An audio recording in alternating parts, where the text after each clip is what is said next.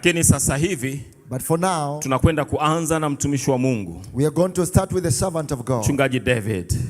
Pastor David. Yuko tayari pamoja na mkalimani wake. He is more than ready with the interpreter. Naomba tuwapokee kwa shangwe tukipiga makofi anapokuja hapa mbele. Let us receive them with a roll of praise. Piga makofi.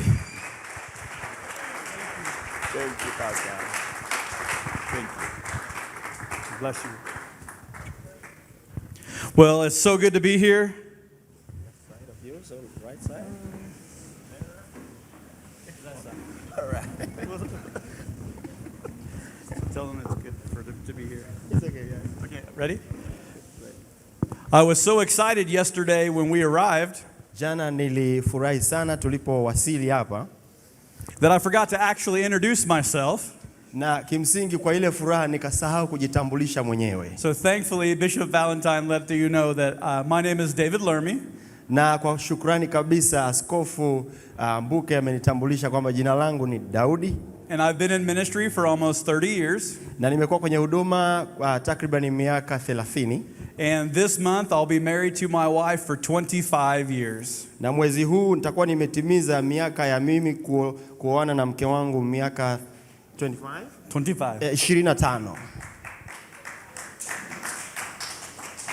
I have 3 beautiful daughters. Nina mabinti wazuri watatu. One of them is about to go to college. Na mwingine yuko karibu na kuingia chuoni. One is in high school.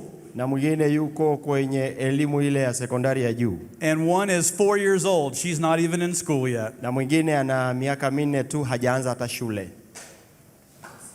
I am finishing my doctoral work at Liberty University.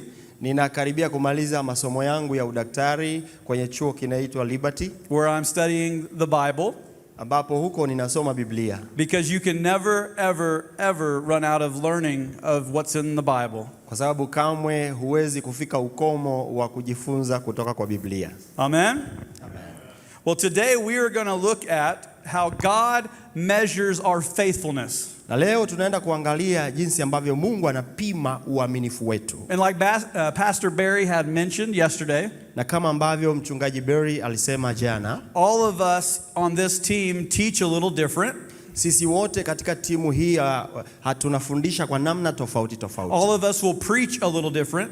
Na pia kwenye kuhubiri tunatofautiana kidogo. Just like this room is full of different ways that you all will preach or teach in your churches. Kama ambavyo katika ukumbi huu tumejaa watu ambao tunaweza kuhubiri kwa namna tofauti tofauti. And I want to encourage you to be who you are. Na mimi nakutia moyo uwe wewe. If you enjoy teaching the Bible, just teach. Kama umepewa kufundisha neno la Mungu, wewe fundisha tu kama ulivyojaliwa. If you enjoy preaching with fiery passion, preach with fiery passion. Kama unafurahia kuhubiri kwa ule moto wa kiinjilisti, basi fanya hivyo. Use the gift that God has given you and be faithful with it. Tumia kipawa ulichopewa na Mungu na uwe mwaminifu. Yesterday we had the great honor to eat alongside the shore of Lake Victoria. Jana tulipata heshima ya kupata chakula chetu tukiwa tumekaa pembezoni mwa ziwa Victoria. It was amazing to watch the boats go back and forth. Ilikuwa ajabu sana kuona mitumbwi ikienda na kurudi, maboti yale. Some of the boats were bigger than others. Na vingiza unakuta mengine ni makubwa kuliko mengine. Some had one person in them, some had 2, some had 3. Mengine unakuta watu wawili wako humo, sangine watatu. And I began to wonder how much fish have they caught. Na nikaanza kushangaa hivi wanavua samaki wengi kiasi gani. I was wondering if some of them came back with their nets full. Nilikuwa naangalia kama baadhi yao watarudi nyavu zao zikiwa zimejaa samaki. And I wondered how many of them came in with very few and they felt like the day was wasted. Na nikaona pia ni wangapi kati yao wanarudi wakiwa wamerudi na samaki wachache na wakajisikia vibaya kwamba siku yao imeenda vibaya. And they would feel like they are judged by the size of the fish they caught. Na wangejihisi kwamba watahukumiwa kulingana na kiwango cha idadi ya samaki walizopata. If they caught a lot of fish, they would be celebrated. Kwamba wakipata samaki wengi watashangiliwa. But if they caught few fish, they would not be. Lakini wakivua samaki wachache hawatashangiliwa. And then I had another thought. Baadaye nikatafakari tena. Nobody standing on the shore, hakuna mtu ambaye ametumwa aende kule pembezoni mwa ziwa, could not judge those by the size of their catch, ambaye atawahukumu kulingana na kiwango cha samaki wanazovua. If you're a fisherman, kama wewe ni mvuvi, you don't worry necessarily about the size of your catch. Huangalii sana kuhusu idadi ya samaki unaowapata. Because one day you may catch a lot and another you may catch a little. Kwa sababu kuna siku unapata samaki wengi na kuna siku unapata wachache. Fishermen look at it in a different way. Wavuvi wanatazama shughuli yao ya uvuvi kwa namna ya tofauti. Fishermen look at it as, were they faithful to go out every day? Wanachoangalia ni kwamba je, wamekuwa waaminifu kwenda kuvua kila siku?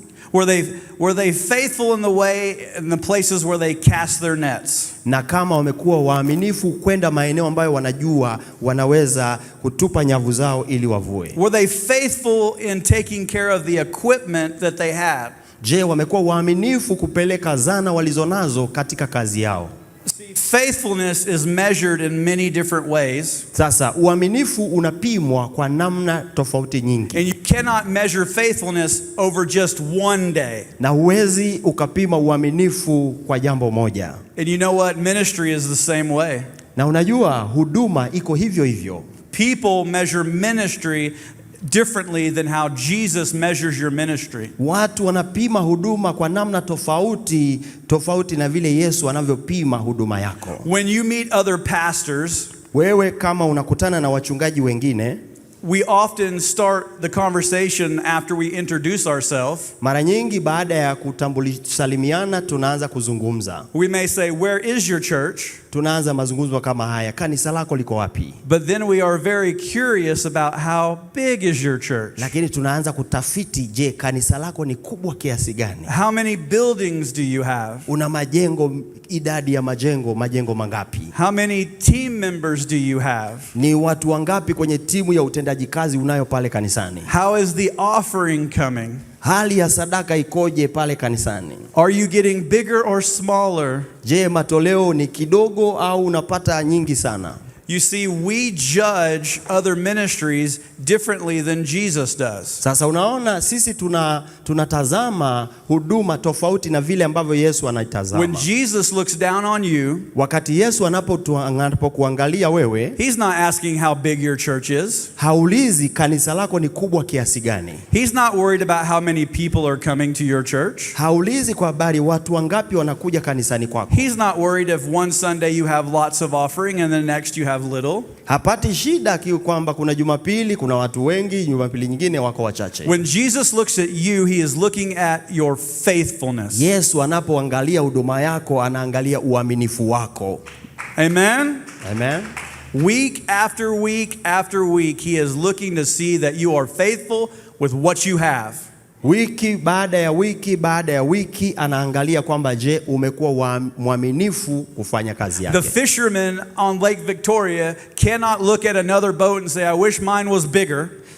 Wavuvi pale kwenye ziwa Victoria hawawezi kuangalia vyombo vya wavuvi wengine wakaanza kuhojiana kwamba je, ya kwao ni kubwa kiasi gani. Instead of rowing my boat, I wish I had one that had motor power. Na badala ya kwamba ningekuwa na hii ya kwangu nayotumia kale kakitu kana kasia, ningekuwa na ile ambayo inatumia mashine.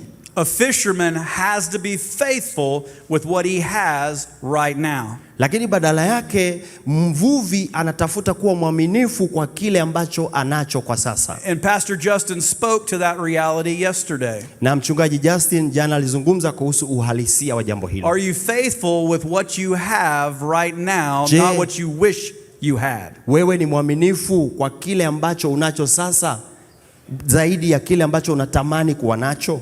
Because God loves to bless those who are faithful. Kwa sababu Mungu hupenda kuwabariki wale walio waaminifu. And our goal as teachers of the Bible, na sisi lengo letu kama walimu wa Biblia, is that we can help fix the way you see things. Na kazi yetu ni kurekebisha vile unavyotazama mambo. That we can help you understand, kwamba tukusaidie uelewe, that even we sometimes look at ministry the way people do, not the way the Lord does. Kwamba hata sisi wakati mwingine tunatazama huduma kama ambavyo watu wengine wanatazama, tofauti na vile Mungu anatazama. But if we can help you see things differently, lakini tukikusaidia ukaona mambo kwa namna tofauti, that will change everything. Hiyo itabadilisha kila kitu.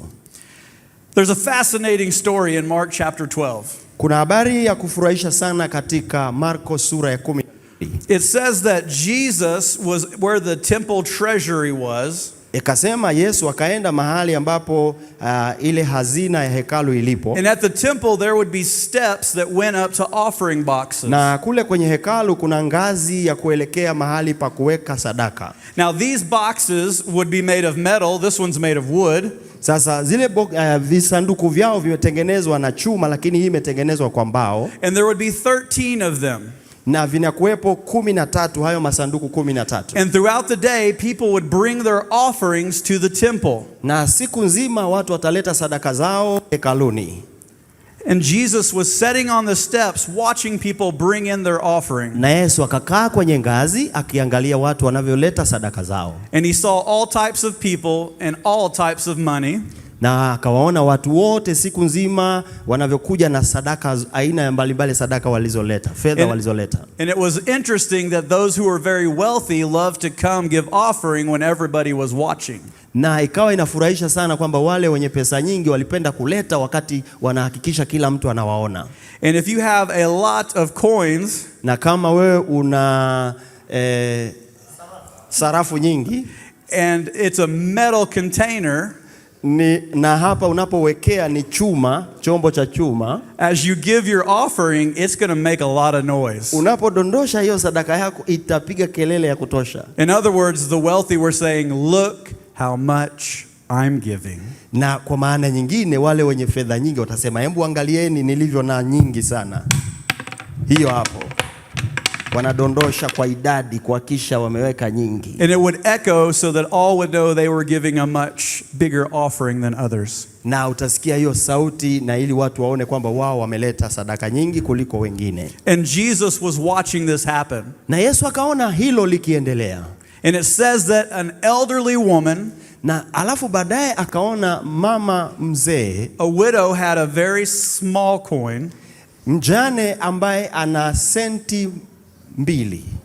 And she took her one coin, all that she had. Na alikuwa na hiyo senti yake ndo kile alicho nacho. And she came up to the offering bucket. Na akaja kwenye chombo cha sadaka. And she dropped it in. Akadondosha kwacha. And it made a much smaller sound than the others. Na ikatoa sauti ndogo kuliko wale wenye pesa nyingi. And Jesus stood up and said, I need to say something now. Na Yesu akasimama akasema, ninataka kusema jambo sasa. This woman has given out of everything she has. Mwanamke huyu ametoa vyote alivyo navyo. And God has seen her offering. Na Mungu ameona sadaka yake. See, the rich wanted their offering to be heard by other men. Those who are rich wanted their offering to be heard by other men. Unajua wale ambao wana sadaka nyingi walitaka sadaka zao watu wengine wasikie zinavyodondoka humo. But it says that Jesus saw her offering. Lakini nasema Yesu aliona sadaka yake. Because it wasn't about the amount. Kwa sababu ilikuwa sio suala la kiwango. If those who were wealthy gave out of their heart, kama wale matajiri wangekuwa wametoa kutoka kwa moyo wote, Jesus would have saw their offering. Yesu pia angeona sadaka zao. But she gave out of her heart all that she had. Lakini yeye alitoa kwa moyo wake wote vyote alivyo navyo. So let's turn to Mark chapter 12 and read the short story very quickly. Sasa tufungue Marko sura ya 12 tusome habari hii kwa ufupi. So Mark chapter 12 verses 41 through 44. Marko sura ya 12 mstari wa 41 mpaka 44. If you want to read it, just save time and read it. We're going to read it. Nitasoma kwa ajili ya kukomboa muda. Marko sura ya 12 mstari wa 41 hadi 44. Can you get me a water? Naye akaketi kulielekea sanduku la hazina, akatazama jinsi mkutano watiavyo mapesa katika sanduku. Matajiri wengi wakatia mengi. Akaja mwanamke mmoja mjane maskini akatia senti 2, kiasi cha nusu pesa. Akawaita wanafunzi wake akawaambia, amin nawaambia, huyu mjane maskini ametia zaidi kuliko wanaotia katika sanduku la hazina. Maana hao wote walitia baadhi ya mali iliyowazidi, bali huyu katika umaskini wake ametia vyote alivyokuwa navyo, ndivyo riziki yake yote pia. Can we say amen to the reading of God's word? Tunaweza kusema amina katika neno la Bwana. What we're going to do is we're going to look at 5 observations that we find in this story. Na kitu sasa naenda kufanya, tunaenda kutazama mambo ambayo tunayaona katika habari hii. And I saw so many of you taking notes yesterday. Na niliona jana wengi wenu mnaandika mafundisho yanapoendelea. And as someone who loves to teach, na mimi kama mtu ambaye huwa napenda kufundisha, it makes my heart happy to see you all taking notes. Inafanya moyo wangu ufurahi sana nikiona mnaandika. Back home at our church in America, na kule nyumbani kwetu kanisani Marekani, one of the things I try to do baadhi ya mambo ambayo huwa najaribu kufanya is that no matter who is preaching, young or old, older than me or younger than me, kwamba haijalishi ni nani anayehubiri, mkubwa kuliko mimi au mdogo kuliko mimi, I will take notes. Nitahakikisha ninaandika. And someone may look and say, well, you are studying the Bible at the highest level at university. Na mtu mwingine angeweza kuniangalia akasema, wewe unasoma Biblia kwa kiwango kile cha juu uko chuo kikuu. Why are you taking notes from this young preacher? Kwa nini unaandika wakati huyu mhubiri mdogo tu anahubiri? And the reason that I do, na sababu kwa nini nafanya hivyo, is because the spirit that helps me preach and teach, ni kwamba roho yule anayenisaidia mimi kuhubiri na kufundisha, is in those who are even younger than me. Yuko pia kwa wale ambao hata ni wadogo kuliko mimi. Amen.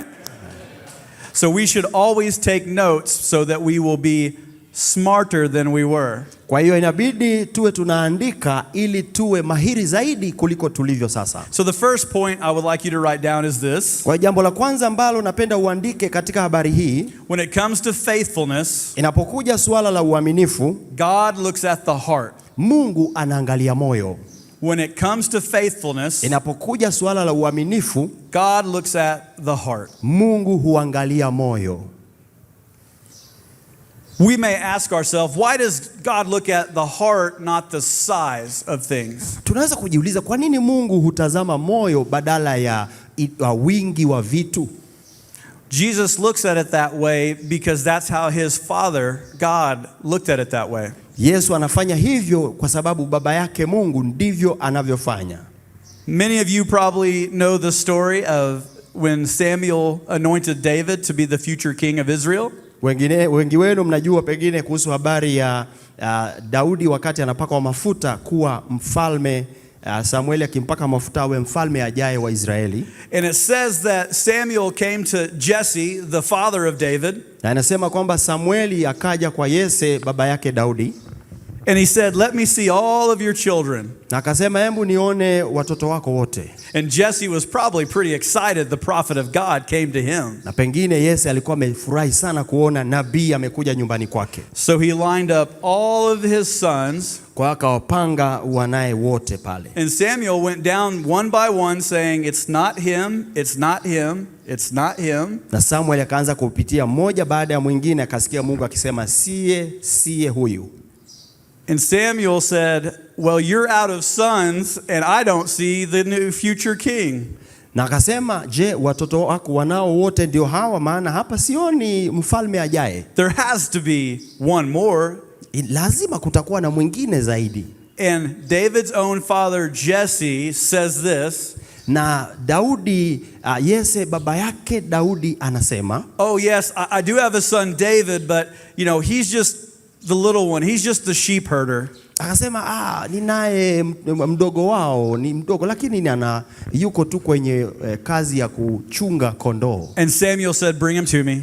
Na Samuel akasema mniletee huyo. And when he saw David, na alipomwona Daudi, he knew he would be the future king of Israel. Alijua kwamba yeye ndiye mfalme ajaye wa Israeli. He didn't look at David as a shepherd. Hakumwangalia Daudi kama mchunga kondoo. He didn't look at David as the smallest of Jesse's sons. Hakumwangalia Daudi kama kijana mdogo kuliko wote katika wana wa Yese. You know what the Bible says. Biblia unajua inavyosema. It said he looked at his heart. Anasema Mungu akatazama moyo wake. Write down this scripture. Andika andiko hili. And you can look at it later. Na baadaye utasoma kwenye Biblia yako. But it's 1 Samuel 16 verse 7. Lakini ni Samuel wa kwanza sura ya 16 mstari wa 7. Where it says, "For the Lord sees not as man sees." Ambayo inasema Bwana hatazami kama wanadamu watazamavyo. Man looks on the outward appearance. Wanadamu hutazama sura ya nje. But the Lord looks on the heart. Lakini Bwana hutazama moyo. We have to be careful how we look at things, pastors. Lazima tuwe makini wachungaji, namna tunavyotazama mambo. The way we see things matters. Namna tunavyoona vitu ina maana sana. One of the greatest dangers in ministry, moja kati ya hatari kubwa sana katika huduma, is that we slowly believe ni kwamba tunaanza polepole kuamini in the way the world measures the church. Tunaanza kuangalia jinsi ambavyo ulimwengu unapima hali ya kanisa. For example, kwa mfano, attendance becomes your identity. Kwa mfano unaanza kuangalia mahudhurio ndio sasa kipimo cha utambulisho wako. The money in your budget becomes your security. Mfano mwingine unaanza kuangalia fedha iliyopo kwenye bajeti yako ndio namna unajisikia usalama. And your buildings show your success. Na unaanza kujenga kupima mafanikio yako. Or for some of you who have technology, perhaps it's how many people watch your messages. Wakati mwingine unaangalia kwenye teknolojia hizi za habari, unaona ni watu wangapi wametazama ujumbe uliohubiri. But God still measures your heart. Lakini Mungu bado anaupima moyo wako. And he measures your people's heart. Na Mungu anapima mioyo ya watu wako. Don't let those things become your identity. Usiruhusu hayo mambo yakawa ndio mambo pekee ya kuona kukutambulisha wewe. If you pastor 10 people, kama unawachunga watu 10, you be the proudest pastor to pastor those 10 people. Uwe mchungaji anayejisikia vizuri sana na jivunia kuwachunga wale watu 10. And if someone says, "How big is your church?" Na mtu akikuuliza kanisa lako ni kubwa kiasi gani? And you say it's 10 people, na ukasema ni watu 10, but you say it like this, lakini unasema kama hivi, it's only 10 people. Unajua ni watu 10 tu. You say, "God has given me the best 10 people I've ever met." Ongea kwa ujasiri kabisa kwamba Mungu amenipa watu bora sana, watu 10. Because I will tell you this truth. Kwa sababu nitakwambia ukweli huu. If you are faithful with what God has given you right now, kama wewe utakuwa mwaminifu kwa yale ambayo Mungu amekupa sasa hivi, he will give you more. Atakupatia zaidi. Amen. And actually, Pastor Zach in his session will talk more about that. Msingi mchungaji Zaki kwenye kipindi chake ataongea kuhusu hili. So I've already mentioned it before, but here's point number 2. Lakini nilishataja kabla, ila hapa ni jambo la pili. God does not measure ministry success. Mungu hapimi mafanikio ya huduma the way the world does. Kwa namna ile ambayo ulimwengu unafanya. And you've heard me say it's not about attendance, buildings, offerings. Na nimekuambia si kwa habari ya mahudhurio, majengo au fedha. But God honors our faithfulness just like Jesus honored the widow with 1 coin. Lakini Mungu anaheshimu uaminifu wetu kama ambavyo Yesu aliheshimu yule mjane kwa utoaji wake wa senti 2. Earlier I talked about those fishermen that are all over Lake Victoria. Mwanzoni nilizungumza kwa habari ya wale wavuvi ambao wanakwepo kwenye ziwa Victoria. And let's imagine that one of them owns a very large boat. Hebu tufikirie sasa yuko mmoja wao ana mtumbwi mkubwa sana. And can go out and catch many fish. Na kwamba anaweza kazunguka kule ziwani akavua samaki wengi. And one owns a small canoe that only can hold 2 fishermen. Lakini mwingine yuko pale ana kachombo chake kadogo kenye uwezo wa kubeba tu wavuvi 2. And then I asked you this question. Alafu nikakuuliza hili swali. Which fisherman is more successful? Nikakuuliza, je, mvuvi yupi ni ambaye anafanikiwa zaidi? Some may answer the one that catches the most fish. Wengine watajibu yule ambaye anapata samaki wengi. Some may say it's, well, obviously the one with the bigger boat. Wengine watasema wazi kabisa ni yule mwenye mtumbwi mkubwa. But one thing we have to actually ask ourselves, lakini jambo moja ambalo tunapaswa kujiuliza wenyewe, is this a question that God would ask us? Ni swali ambalo Mungu pia angetuuliza sisi. Were these fishermen faithful with what they had? Je, wavuvi hawa wamekuwa waaminifu na kile walicho nacho? Do not despise small beginnings. Usidharau mwanzo mdogo. Jesus isn't looking for size. Yesu haangalii kuhusu wingi, but size is a blessing.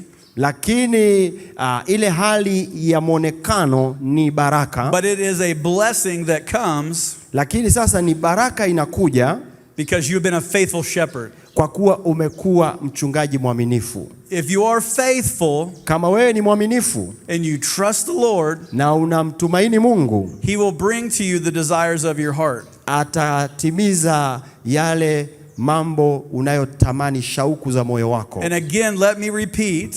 Na ngoja nirudie. God is not asking how big is your church. Mungu haulizi kanisa lako ni kubwa kiasi gani. He's not asking how big is your offering. Haulizi kwa habari ya sadaka unazokusanya ni nyingi kiasi gani. He's asking, are you faithful with the people He gave you? Anakuuliza, je, mwaminifu kwa watu wale waliokupatia? He wants to see your faithfulness. Anataka kuona uaminifu wako. Which leads to point number 3. Sasa tuna jambo la tatu tunaloona. One of the greatest temptations in ministry, jaribu kubwa sana mojawapo katika huduma, is when we start to compare ourselves with others. When we compare ni wakati tunapoanza kujilinganisha na wengine. We start to believe that if we were only like another church, things would be different. Tunaanza kujilinganisha na kuamini kwamba kama sisi tungekuwa kama lile kanisa lingine, mambo yangekaa vizuri zaidi. The only problem is that comparison will always be a destroyer of ministry. Na kitu kinachotokea ni kwamba ile hali ya kujilinganisha huwa inaharibu huduma. And what do I mean by it being a destroyer? Na nina maana gani kwamba hiyo hali inaharibu ni huduma? It begins to destroy your joy. Inaanza kwanza kuharibu furaha yako. It begins to destroy the way you see the Lord. Unaanza kuharibu hali wewe unavyomwona Mungu. It begins to destroy your happiness. Inaanza kuharibu furaha yako. Because you cannot see the good things you have now. Kwa sababu sasa huwezi kuona mambo mazuri ulionayo. Because you are longing for the things you wish you had. Kwa sababu unaanza kutamani vitu ambavyo unapenda uwe navyo. And I know that it can be very difficult. Na ninajua kwamba inakuwa ni jambo gumu. I have gone through the same things you feel. Nimeweza kupita kwenye hali kama hiyo ambayo unaweza kujisikia wewe. Over the almost 27 years I've been in ministry, zaidi ya takriban miaka 27 ambayo nimekuwepo kwenye huduma. I've worked for very small churches. Nimekuwa nikifanya kazi katika makanisa madogo sana. Up to the size of the church that we all work for now that is very large.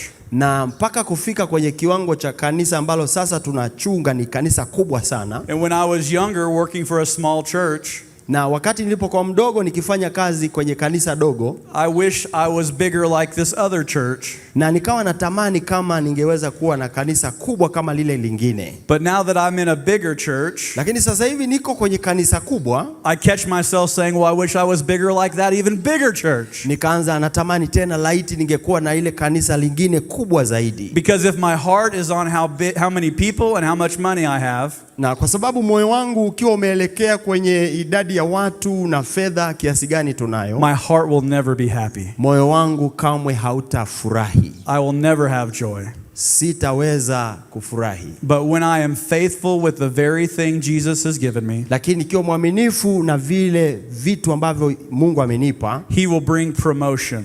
Ataleta kuinuliwa. He will bring influence. Ataleta hali ya ushawishi zaidi. Because no matter if it's small or large, kwa sababu haijalishi kwamba tunafanya kazi kubwa au ndogo, whatever you have in your hand, kile ambacho ulichonacho mkononi mwako, is more than enough. Inafanya zaidi ya vile inavyotosha. What the widow had in her hand, the one coin, yule mjane alikuwa na senti 2, was more than enough. ilikuwa ni zaidi ya kutosha. It was more than enough. Ilikuwa zaidi ya kiasi kinachohitajika. Think about that, pastors. Hebu fikiria kuhusu hilo wachungaji. That small thing was more than enough. Kile kidogo cha yule mama ilikuwa inatosha zaidi. Jesus is giving us a hard challenge. Yesu anatupa changamoto ya kuangalia moyo. Because he tells these parables in the Bible. Kwa sababu anafundisha mifano hii katika Biblia. Because even his disciples were fighting over who's the best disciple. Kwa sababu hata wanafunzi wenyewe walikuwa wanapambana ni nani mwanafunzi bora. They fought about where he would go. Wakawa wanapambana kujiuliza na kutafuta kwamba watakwenda wapi. There's a story in the book of Mark where a large crowd is listening to Jesus preach. Kuna habari kwenye kitabu cha Marko wakati Yesu anasikilizwa na umati mkubwa wa watu akiwa anahubiri. And I believe his disciples are like, "We've finally made it. Na look at this crowd." Wakasema, angalia mkutano huu, umati ulivyo mkubwa. Jesus is the best rabbi ever. Tumempata mwalimu bora kuliko walimu wote. We're famous. Ni maarufu sana na. And then Jesus looks at his disciples. Na Yesu akawaangalia wanafunzi wake. And he says, "Let's go to the other village." Asema hebu twende kwenye kijiji kingine. Because in the Bible, kwa sababu katika Biblia, the Greek word for city and village is different. Neno katika lugha ya Kiyunani, neno linalozungumzia mji na lingine linalozungumzia kijiji ni tofauti. So he was in the big city and he told the disciples, "Let's go to the small village." Kwa hiyo alikuwa kwenye mji mkuu lakini akamwambia twendeni kwenye kijiji kile kidogo. And I wondered if his disciples stopped to think. Najaribu kufikiria, je, hao wanafunzi waliacha kufikiri? Did they think, "Jesus, you have lost your mind. We're famous." Je, walianza kumwambia Yesu umechanganyikiwa hapa, umeshapata tumekuwa maarufu hapa? Or perhaps they learned a lesson that the most important thing, au angesema kuhusu somo kwamba kwa jambo la muhimu kuliko mambo yote, is that Jesus would preach no matter where he was at. Kwamba Yesu angehubiri bila kujali yuko wapi. Large crowds or small. Akikutana na umati mkubwa au umati mdogo. Jesus loved to speak the words of his Father. Yesu anahubiri maneno ya ujumbe wake. Do you wake up before you preach? Je, unaamka kabla hujaanza kuhubiri and say, "I get to preach the word today"? Na ukaanza kujiambia nafsi yako, niko tayari kuhubiri, nataka kuhubiri neno leo. I get to speak the words of God to whoever he sends me. Naenda kuhubiri neno la Mungu kwa mtu yeyote ambaye Mungu ataniletea. And I will, it's not about the crowd. Kwa sababu sio swala la umati. It's about the word of God. Ni kwa habari, sababu ni neno la Mungu. Amen. Amen.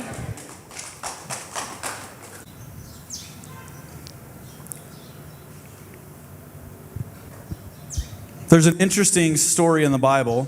Kuna habari nyingine inayofurahisha katika Biblia. You don't have to look it up. Usianze kuhangaika kutafuta kwenye Biblia. But just write down John chapter 21. Lakini andika Yohana sura ile ya 21. Verses 20 through 22. Yohana 21 mstari wa 20 hadi 22. But Peter and John are with Jesus. Hapo naona Petro na Yohana wakiwa pamoja na Yesu. And it's interesting because they have a discussion about the way they're sitting around a table. Na inafurahisha wakaanza kuzungumza jinsi ambavyo wamekaa mezani pale. So they're sitting at this table. Kwa hiyo walikuwa wamekaa mezani.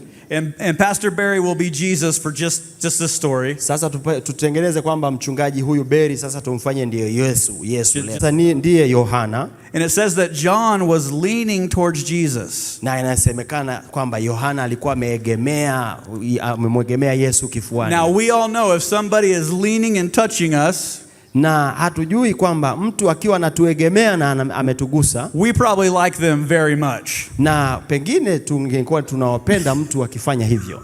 If we don't know people and they lay over on us, lakini kama si mtu usiyemfahamu alafu akaja kujiegesha, "Oh, get off of me." Unaanza kumwambia, "Hebu usogea mbali na mimi." But John was very close to Jesus. Lakini Yohana alikuwa mtu wa karibu sana na Yesu. And what happens in the story is Peter wants to be in John's seat. Na sasa kinachoendelea kwenye habari hii ni kwamba Petro anataka angekaa kwenye nafasi ya Yohana. And I love what Jesus says. Thanks, Pastor Barry. Na napenda vile ambavyo Yesu amesema. Jesus says, what is it to you, Peter? Kwamba hili kwako linakusumbua nini? If John is laying here on my side, Kwamba Yohana amekaa pembeni yangu akiniegemea and we're close, na tuko karibu, you don't be jealous about that. usiwe na wivu na hili tu. You have the same privilege to lean up against me. Wewe una nafasi hiyo hiyo, upendeleo ule ule wa kuegemea kwenye bega lake. You could do it anytime you wanted to. Unaweza kufanya hivyo wakati wowote ambapo ukitaka. You have the same access that John does. Una nafasi ya kumfikia Yesu vile vile kama ambavyo Yohana amepata. But Peter, you're focused on the wrong thing. Lakini Petro alikuwa anaangalia kwenye kitu kisichofaa, anamwangalia Yohana, anamwangalia Yohana. See, Jesus tells Peter the most important thing of all. Yesu anamwambia Yohana jambo la muhimu sana kuliko mambo yote. Is not sitting next to Jesus. Akasema sio swala la kukaa pembeni ya Yesu. It's following Jesus. Swala ni kumfuata Yesu. Amen. Amen. The most important thing we can do as pastors, jambo la muhimu sana tunaweza kufanya sisi wachungaji, is follow Jesus. ni kumfuata Yesu. And I know that sounds very simple. Najua hili unaweza kusema mbona ni jambo rahisi sana. You're thinking I came to a conference so a guy would tell me to follow Jesus. Utasema nilienda kwenye kuna mtu akaniambia mfuate Yesu. I learned that a long time ago. Na nimejifunza jambo hili kwa muda mrefu sana mbona. Give me some new revelation. Hapo kasema hapana, nipe mafunuo makubwa, sio hilo. But I learned this a long time ago. Lakini nimejifunza jambo hili miaka mingi iliyopita. We often seek new revelation. Mara nyingi tunaona mafunuo mapya instead of making sure we focus and are faithful with the small things. Badala ya kuelekeza mkazo kwenye kuangalia mambo madogo. We all know that the World Cup is going on right now as they play football around the world. Tunajua kwamba lile kombe la dunia linaendelea sasa hivi, watu wanacheza mpira maeneo mbalimbali ulimwenguni. And we love to cheer for the ones that are incredible athletes. Na mara nyingi tunapenda kuwashangilia wale ambao wanaonyesha wameshinda. But what we see of them is we see them in their game on the field. Na kile tunachokiona ni kwamba wao wakiwa uwanjani kwenye mchezo. What we do not see, kitu ambacho hatukioni, is how much time they put into practice. Hatuangalii kabisa ni muda gani wameutoa kwenye maandalizi ya mazoezi. How often they practice how they kick. Wamefanya mazoezi mara nyingi kiasi gani namna ya kupiga mpira. How often they practice how they run.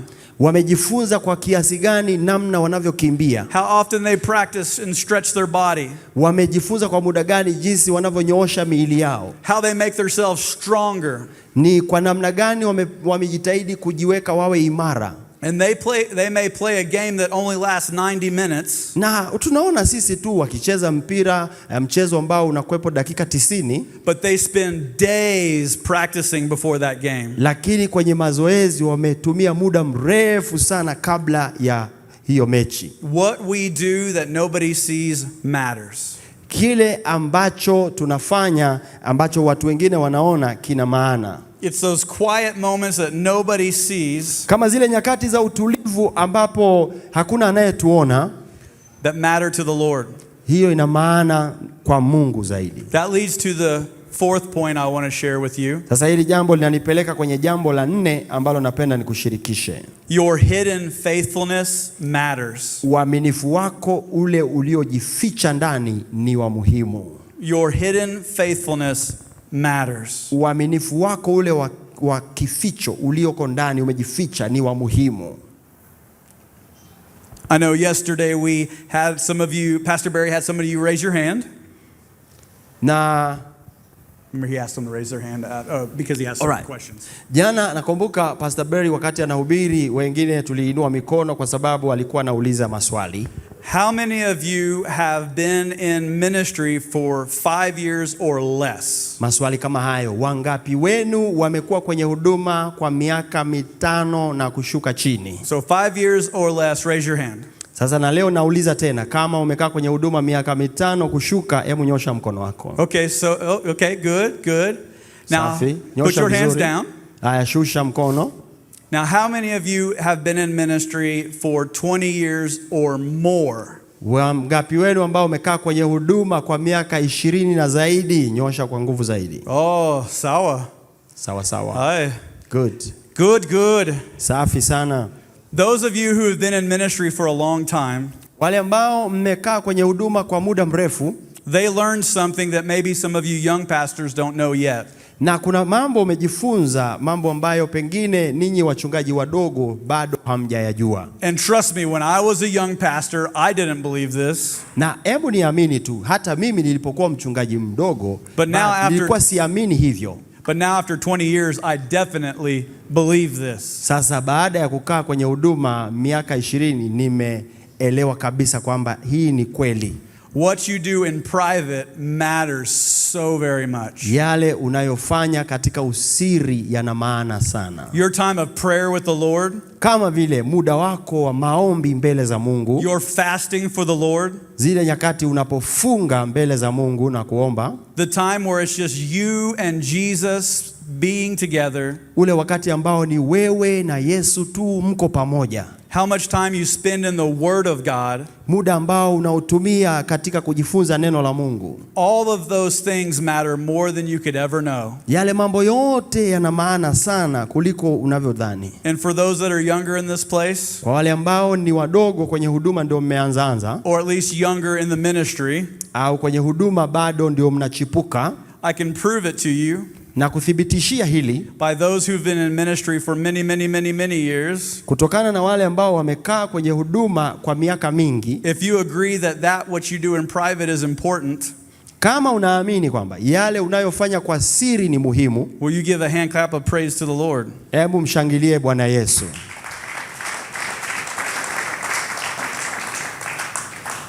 A lot of what we do in ministry is invisible. Mambo mengi ambayo tunafanya kwenye huduma hayaonekani. Nobody will ever see it. Hakuna mtu ataona.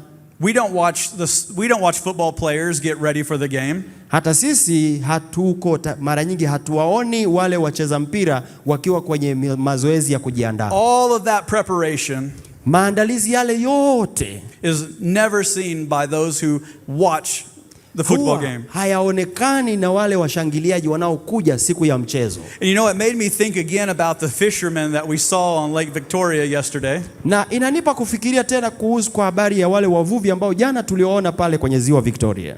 I didn't get to watch them mend their nets.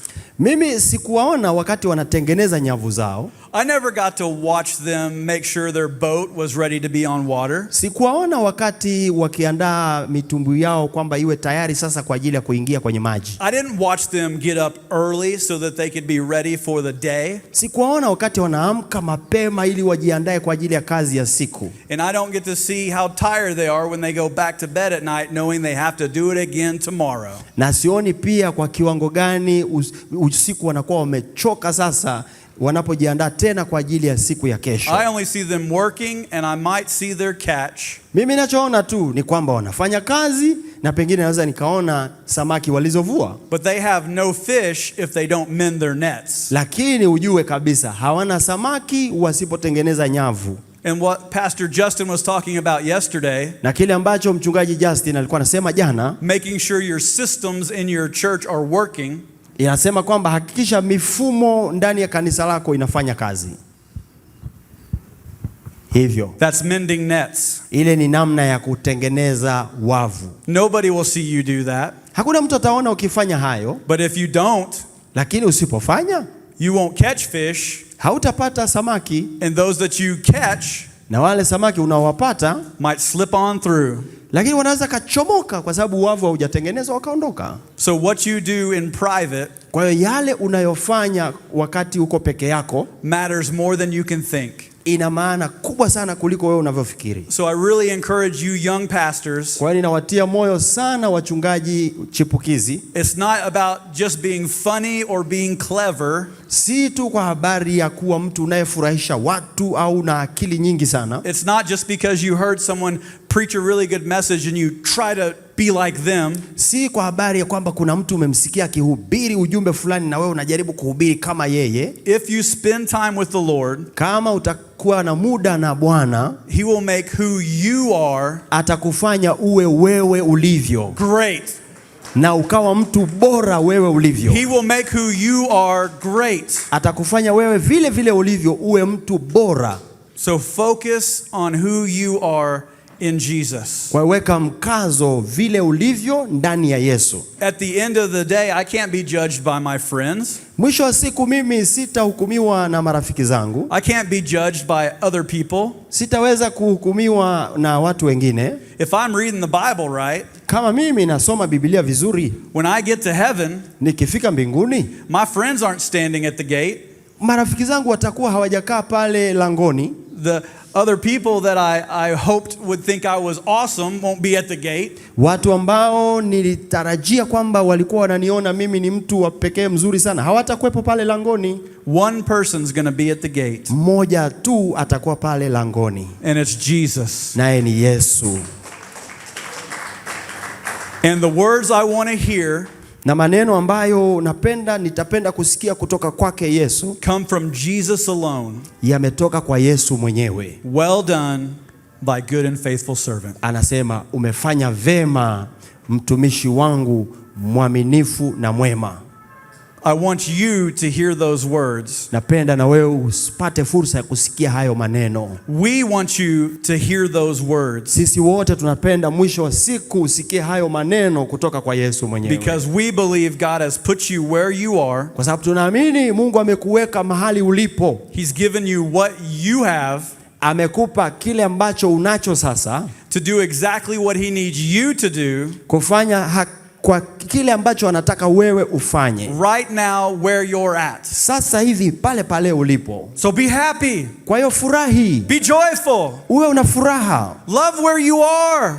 Upende mahali ulipo. If you don't love where you are right now, usipopenda mahali ulipo sasa hivi, you'll never love where you are later. Hautafurahia mahali pengine hata ungepelekwa kwingine. Paul said, I am content no matter what. Paulo anasema nimetosheka bila kujali nini. When I had little, nikiwa na vichache, and when I had much, au nikiwa na vingi, Paul was excited. Akasema Paulo amejaa changamko. He was joy-filled. Amejaa furaha. Show Jesus, muonyeshe Yesu, that you are grateful, kwamba wewe umejaa shukrani, na kwamba ni mwaminifu to what he has given you. Kwa kile ambacho amekupa. Can we praise the Lord? Mshangilie Bwana Yesu.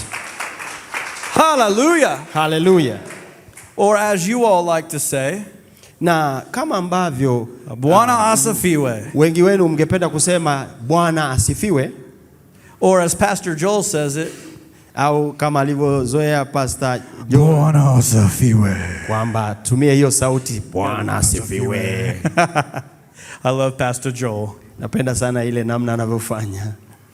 When we pray, tunapoomba, when we study the Bible, tunapojifunza Biblia, and when we're building our character, na tunapojijenga tabia zetu, that's mending our nets. Hapo ndipo mahali tunatengeneza nyavu zetu. God sees every one of those moments. Mungu anaona kila wakati nyakati kama hizo. Matthew 6:4 says this. Mathayo 6:4 nasema, Your Father who sees what is done, Baba yenu anayeona yanayofanyika, what is done in secret, sirini, he will reward you. Atawapa thawabu. What is done in secret, yale yanayofanyika sirini, is how we are rewarded. Ndivyo ambavyo tutalipwa thawabu. Not what we've done in public. Sio yale tunayofanya hadharani. Although he is proud of those things, ingawa anafurahi, anajisikia vizuri kwa yale tunayofanya hadharani, he says the reward comes from what we did in lakini private. Anasema malipo au thawabu inatokea kwenye yale tunayofanya sirini. So take heart.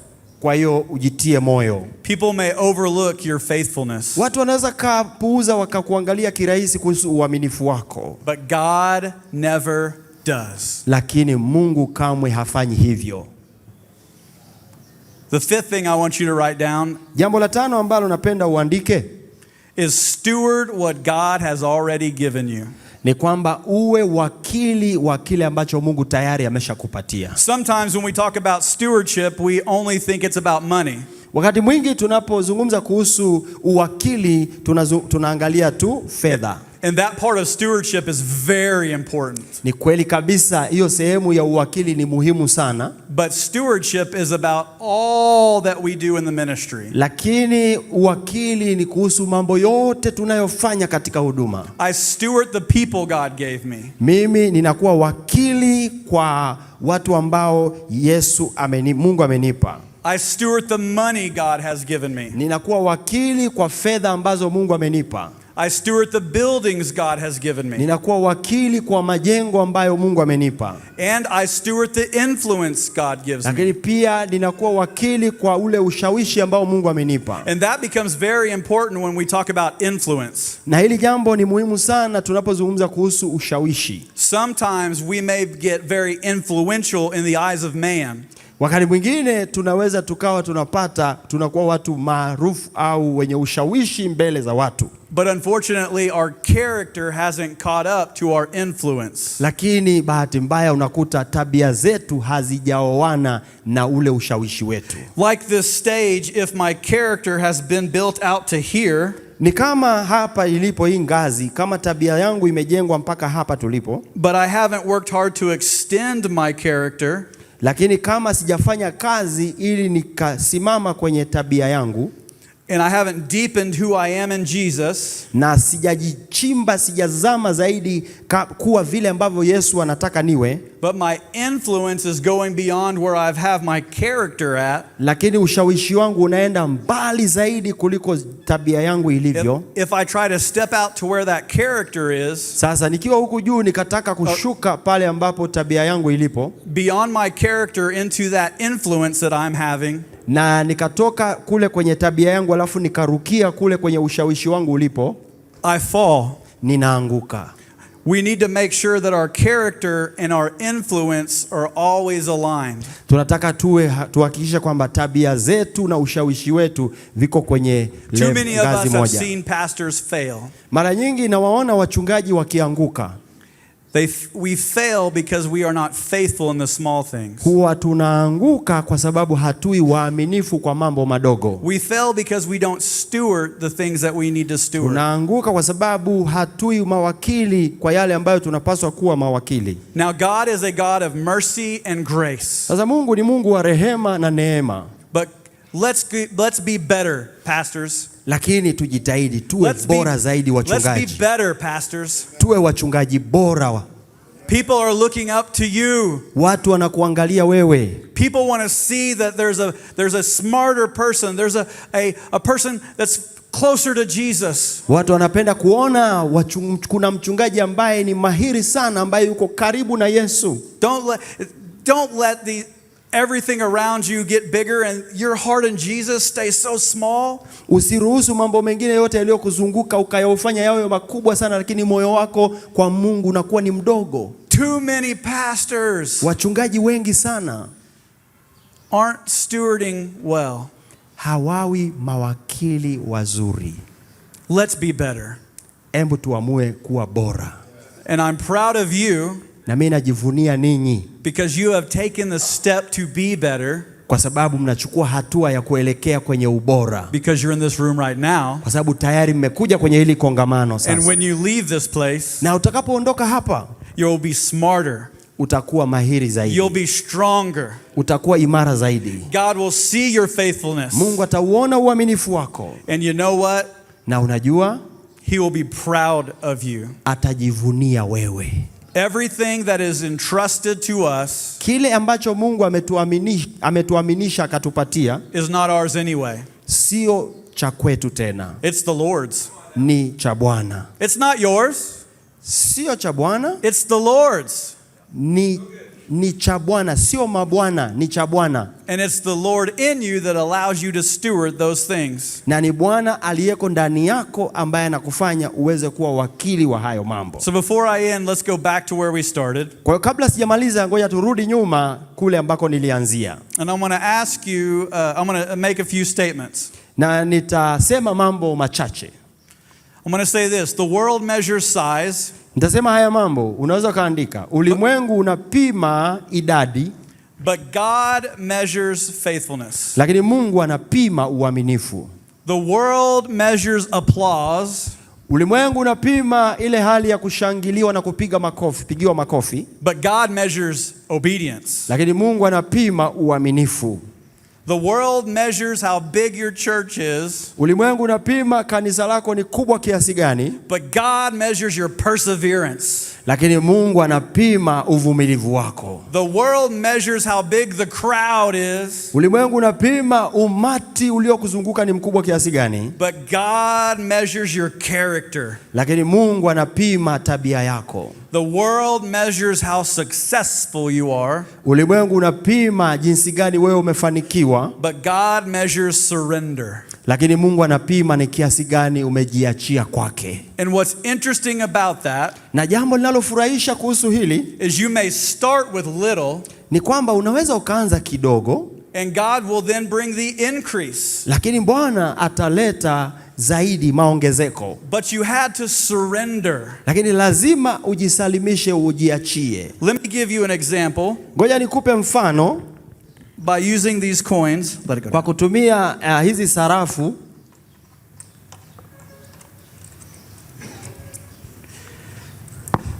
Wow, there's a spider in there. That's fun.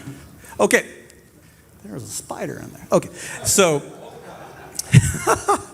so I'm going to use these coins as an example. Sasa tatumia sarafu hii kama mfano. That God is looking at who we are. Mungu anaangalia vile tulivyo sisi. Because oftentimes when we get a lot, kwa sababu mara nyingi huwa tukipata zaidi, we tend to do this. Huwa tunafunga mikono namna hii. We want to hold on to it. Tunataka kushikilia kile tulichopata. We want to say we might need this for later. Tunaambia jamani, hii hapa tunahitaji kwa ajili ya wakati ujao. You know, I worked hard for this, maybe I'll just keep this for myself. Unaweza kusema nimepambana sana kupata hii nilionayo, kwa hiyo nataka nitunze.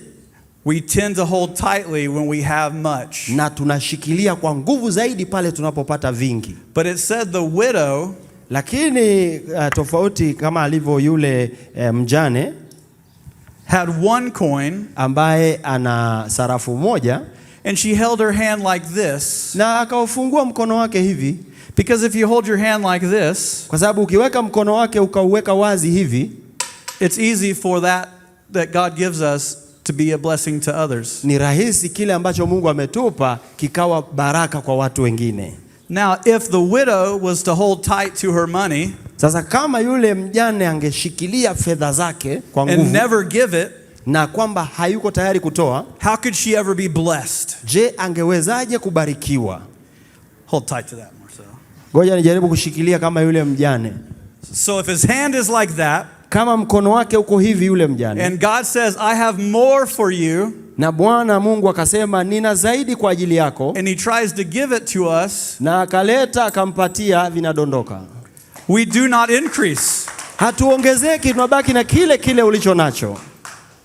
But lakini if Pastor Marcel was to release that, kama mchungaji Marceli akafungua mkono wake, yuko tayari kuachilia, and he releases this, na akatoa hiyo ikaondoka, God gives more, Mungu anatoa zaidi, and he releases it, na anatoa, anaachilia, and God gives more, Mungu analeta tena alafu anaachilia, and he releases it, na akaachilia, and God gives more, na Mungu analeta tena, and he can continue to release the blessings of God. Na kwa hiyo unakuta anaachilia baraka za Mungu sasa zinazopita kwenye maisha yake. Pastors, it doesn't matter if you have one coin or many. Wachungaji, haijalishi kwamba una shilingi, una sarafu moja au unazo nyingi. If you steward it well, kama ukiwa wakili mwema vizuri, God will give you increase. Mungu atakupa maongezeko.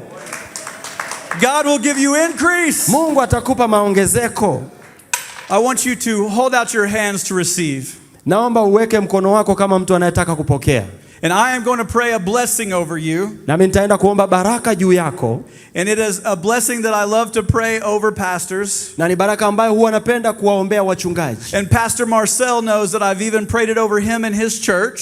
Na mchungaji Marcel anajua kwamba niliwahi kuomba hiyo baraka kanisani kwake. Because if we believe we can receive from the Lord, kwa sababu kama tunaamini kwamba tunapokea kutoka kwa Bwana, and we are faithful, na sisi tu waaminifu, he will increase increase us. Yeye atatuongeza. So let me pray a blessing over you before I'm done today. Kwa hiyo sasa naomba niombe baraka juu yako siku ya leo. Father God, Baba Mungu, I pray ninaomba that the riches of heaven kwamba utajiri wa kimbingu would be released over the faithful. utaachiliwa kwa wale walio waaminifu. You see how much we pray?